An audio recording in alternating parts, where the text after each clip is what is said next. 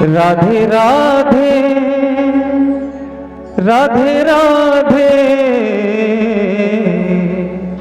राधे राधे राधे कहने की आदत सी हो गई है, आदत सी हो गई है। राधे राधे राधे कहने की आदत सी हो गई है, आदत सी हो गई है। श्यामा प्यारी आ पड़ा हूँ तेरे नाम के सहारे, श्यामा प्यारी आ पड़ा हूँ तेरे नाम के सहारे। राधे राधे राधे राधे राधे राधे कहने की आदत सी हो गई है। राधे राधे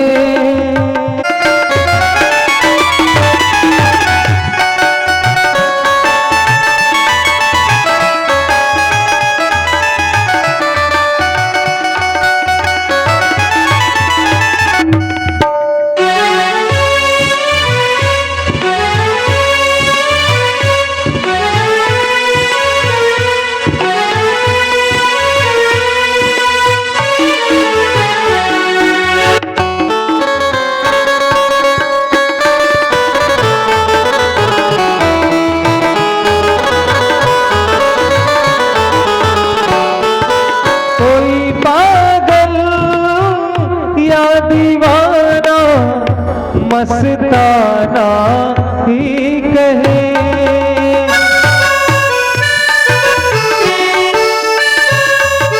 कोई पागल या दीवाना मस्ताना ही कहे। ऐसी बातों ऐसी बातों ऐसी बातों को अब सहने की आदत सी हो गई है, आदत सी हो गई है। श्यामा प्यारी आ पड़ा हूँ तेरे नाम के सहारे। राधे राधे राधे राधे राधे राधे राधे राधे राधे राधे कहने आदत सी हो गई है।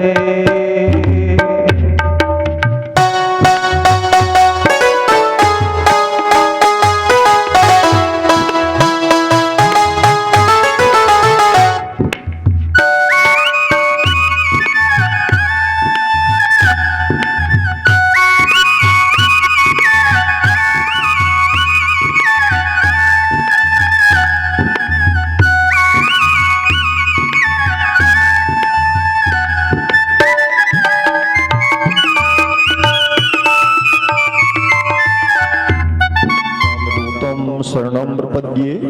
ओम देय सदा सवित्र मंडल मध्यवर्ती नारायण सरसिया सन्निविष्टः केयूरवान मकर कुंडलवान किरीटी हारी हिरण्यमय पुरधित संघ चक्र।